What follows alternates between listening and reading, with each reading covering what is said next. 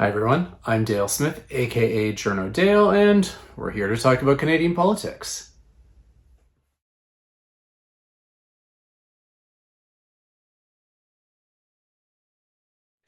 All right, we're here with Carleton University's Jennifer Robson. Let's talk about the budget, and most importantly, let's talk about the choices that are in the budget, because I think that's the more interesting story than, the size of the deficit or any of that kind of thing. So I guess why don't we start with choices about where they say they want to cut. And I mean, I wrote a story this week on the cuts to the justice budgets, and people saying, like these might have longer term consequences. So let's talk about these kinds of things first of all, and Yeah, what we're reading into what their thinking looks like. right. Okay. So first of all, thanks for having me back. And like just super quickly, yeah, it's 78 billion in terms of the deficit, and no, nobody's like setting their hair on fire anymore because that's just not the world we're in Yeah. anymore, right? Like the whole context for this has changed. But as you said, right, budgets are about making choices. They're about setting priorities, and so what does this budget tell us about where this government is putting its priorities? So, I mean, obviously, there is a huge defense spend that is in this. Yeah. Look, NATO has raised the bar. They've now, it's not just 2% of GDP anymore. We've got to stretch for 5, and that's Well, just three the and a half. reality. 3.5. That Well, other 1.5 is sure. super fuzzy. Sure. Let's use the most inclusive possible definition of defense spending, Yeah. right? And then that helps a lot. But like that is just the world we're in, right? Like so Yeah. we can howl at the moon and say, oh my God, that's too much money. But it is a less stable, less predictable world out there.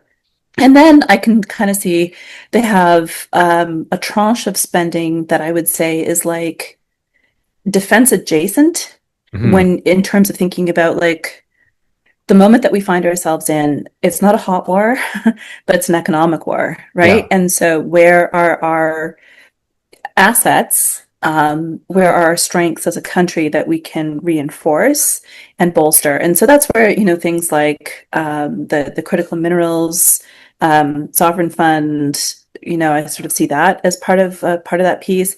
Some of the expansion of the energy tax credits. I notice, it's sort of a redux of budget 2023 when they announced the electricity Yeah. production tax credits. So, those still have never passed through Parliament. So I guess budget 2025 is a charm. Maybe Maybe, they will this time. maybe they will this time. Been a long time coming. I'm sure a lot of utilities have been waiting to see, hey, are you ever actually going to make good on that? Right. So, I can kind of put all of that together. And then there's a chunk of stuff that seems to be more about signaling that Canada is open for investment, right? Yeah. So there's some changes to the rules with regards to financial services, the financial services sector to provide a bit more, they're referring to it as flexibility around their capitalization and investment rules. There's obviously the immediate expensing for capital investments for the corporate sector, Right. which is a pretty major tax change, right, on the corporate Hmm. income tax side. I would honestly even put in, for example, the changes that they have made to get rid of the luxury tax on yachts and private planes and Yeah. secondary homes. Well, sorry, not just secondary homes, but the underused housing Yes. tax Yes. that was on there. They're positioning those pieces, by the way, as tax efficiency. But I think it's really more about a signal of like, if you have capital to invest, Canada is happy to receive it, right? Yeah, yeah, I And do think the fact that they have explicitly cut the wealth taxes that the previous government put in, I think that is certainly that signal that they're it's sending. notable. Yeah. And like, okay, if you are in an economic war and you are trying to get as um I'm going to use the word big, right? But like if you were trying to bolster your economic defenses as rapidly as possible, like I kind of understand that, right? So like build on the strengths that we have, spend on the defense that we have to.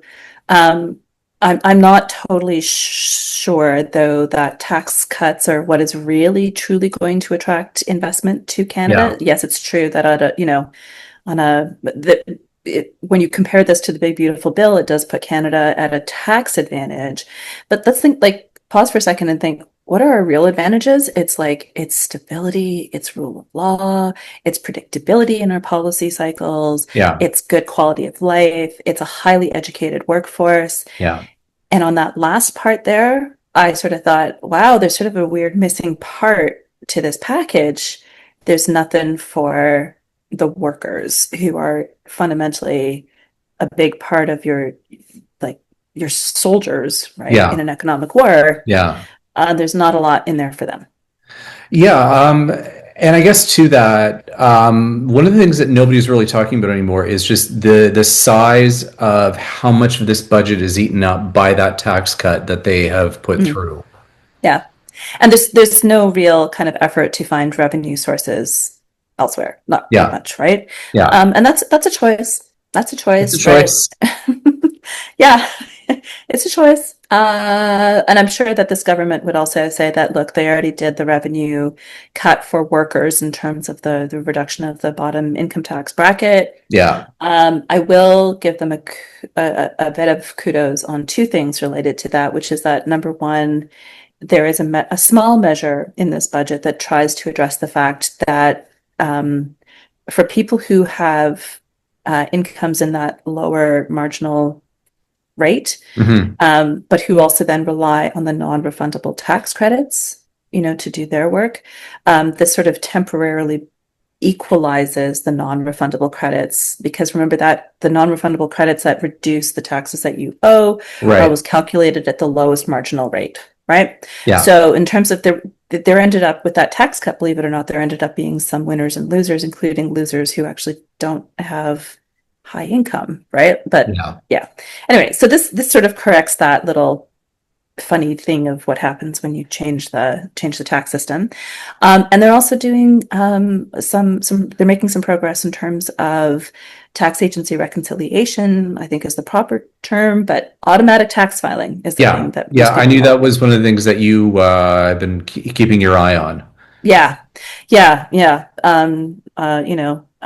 Screaming at the sky for the last, 6 years or more Yeah. about this. And so, yeah, they're promising that the Canada Revenue Agency is going to pivot their approach for 5.5 million Canadians, which is about 7% of people who file a tax return in a given year. They're going to focus on folks who are lower income, have very simple tax situations. And so, hopefully, hopefully in implementation, this is a good start that actually simplifies the lives of a lot of those folks who the only reason they're filing a return is so that they can maintain like their OAS, GIS, or Yeah. maintain their child benefits and so forth. So, kudos to them on that. Yeah. Um, all right. What's the next choice we can talk about here? Well, they're also cutting, of course, Yeah. right, in terms of Yeah. government operations. I still have to spend a bit more time with that Annex 3, kind of going department by department to make sense of what's getting cut where. Yeah. I do know that the number one department in terms of dollar figure of what they're giving up is housing, infrastructure, and communities, which is a little kind of incongruous when you think about a government that says that they are going to invest Build a lot more housing and on invest in housing. capital. Yeah, Yeah. right. So there isn't great rationalization, right, in terms of this budget document of what's being cut where and why. And as a matter of fact, um, like there's even a chart that has a little asterisk at the bottom that notes that some of what they're cutting internally for government spending includes capital spending, right? All within this frame of like Well, capital versus operation. Yeah. spend less Yeah. on the operations so that you can invest more in capital spending. And I think that this is a reflection of the process that they used, right? They gave departments basically 2 months, not Yeah. even the full 2 months, Yes, to this identify. is the analogy you used about a cleaver rather than a scalpel. Yeah, yeah. In the sense of like, if you're just handed a number and you got to cut, like you're just using a cleaver, right? You're just Yeah, hacking away, as opposed to taking the time to be able to do quite a detailed analysis of, does this spending, is it still fit for purpose? Does it fit with priorities? Are there ways to do reallocations so that we actually get better policy impact out of these programs? So look, I think this budget is like a first installment on that, with details yeah, to come. And obviously, a big part of where you're going to save money um, is in the labor costs. I know that here in Ottawa, there's been a lot of attention to the number figure that there'll be a reduction of something like 38,000 positions yeah, over the next 3 years, where there's an intent to offer a retirement incentive. I think the retirement incentive is just reasonable and yeah, important in terms of offering a dignified exit. But the other part where you save money is by cutting grants and contributions. And yeah, those are the funding programs that send money out the door to other organizations or orders of government so that they can do things. And I yeah. don't think that we have yet seen the details around what that's going to look like. No, no, and that's something I need to delve in further as well with certain segments of the population that I tend to cover. Yeah. Yeah, and the other analogy I've used before in terms of this kind of approach is cutting like a CEO, Mm, and it certainly seems to be Carney's governing style. right. Right. Yeah, yeah, Yeah. and the other thing I guess that really flagged my attention is the constant references to digital asbestos, aka Right. AI, and how they're going to leverage that That's what in you all these call it? departments. I do. That's hilarious. I love that. That's very funny. I might steal that. Please Okay. do. Okay. Okay. I didn't invent it, but I'm certainly trying to popularize it. Okay, excellent, excellent. That seriously, that is really funny. Yes, there is. This is a budget that is sprinkled with references to AI to speed things up or simplify.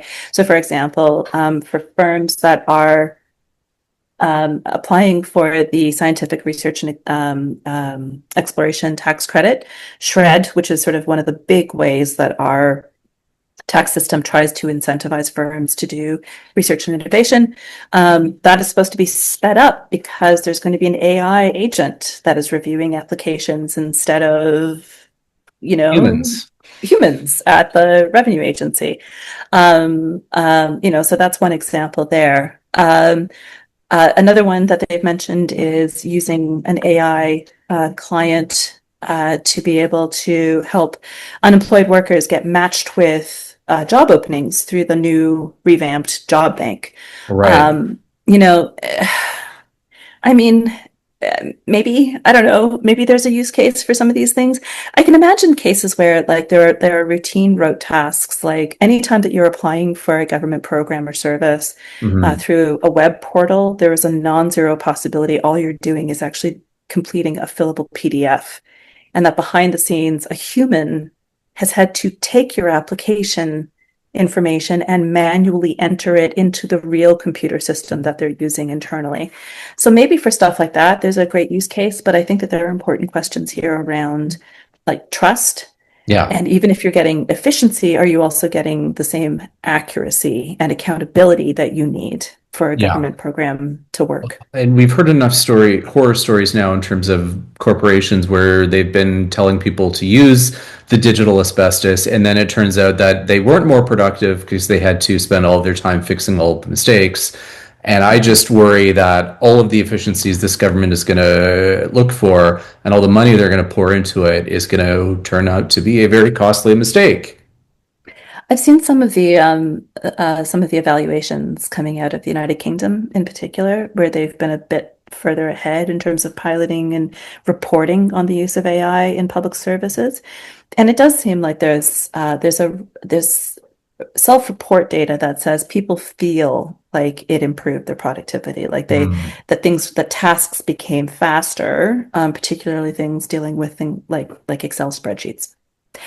But it sometimes came at a trade-off of there was a decline in accuracy, Yeah. right? So, an awful lot of making government work isn't just copying, pasting stuff from PDFs to a computer system. God, let's hope that the robots can manage that task, right? Yeah. But it's like exercising judgment, right? And we also have a system that demands accountability so that public servants who are making judgments in terms of the application of program rules or, discretion, that kind of thing, that they can be accountable for those choices and decisions. And how do you hold an AI accountable? I don't know. Yeah, you can't, and that's part of the problem. And that's also why Yeah.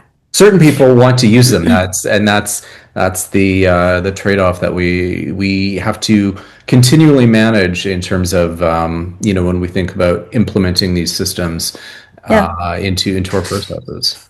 Yeah. And like Canadians, I think expect to be able to trust their government programs and services.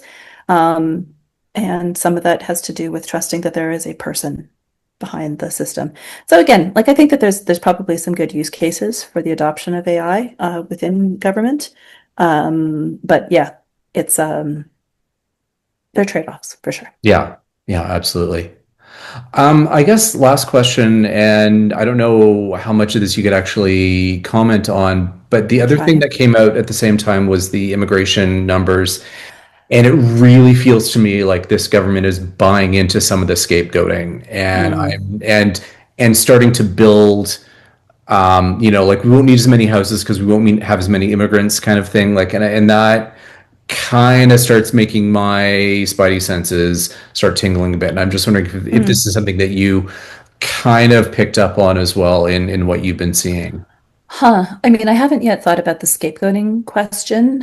Um, and that's a challenging one. What I will Yeah. say is this, that, normally the government reports on its immigration plan in a standalone document so that there is a clear explanation of here's the plan, and here's why, and that kind of thing. So this, including it in the budget, meant that it was much more condensed. And so I've had a harder time kind of parsing some of the rationale, except that like fewer immigrants, period. Yeah. Um, I guess we'll have to wait and see whether or not that ends up being sustainable in particular sectors, Yeah. right? Um, but the other thing I think that's important to note is that um, in the last decade, while immigration numbers have been rising, the resources flowing through the settlement services system have not been keeping pace, Yeah. Oh, right? I have a whole thing about premiers demanding immigrants for labor shortages, and then doing nothing about housing or healthcare about Right. for the new increase in population.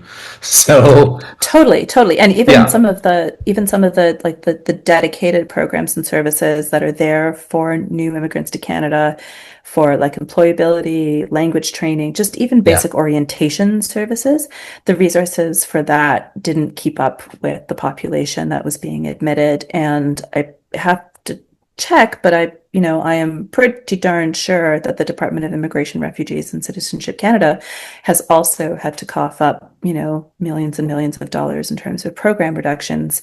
And that is yeah. also going They to were have an not on the impact. 2% list. Yeah. And for viewers, that's the list of departments that only have to cut 2% as opposed to those have to cut 15. And yeah, immigration was not on the 2% list. So Yeah. Yeah. Yeah. So, yeah. All right. Well, with that, I think we'll leave it here for this week. Thanks so much for taking the time to do this, of course, my and pleasure. we'll talk again in the near future. Okay. Take care. All right. Thanks. Thanks. Bye. And that's everything for this week. Join us again next week for some more Canadian politics. I'm Dale Smith. It's at journo_Dale on Twitter and journodale no underscore on Bluesky. And don't forget to like the video, share, subscribe, and support us on Patreon. Thanks, everyone.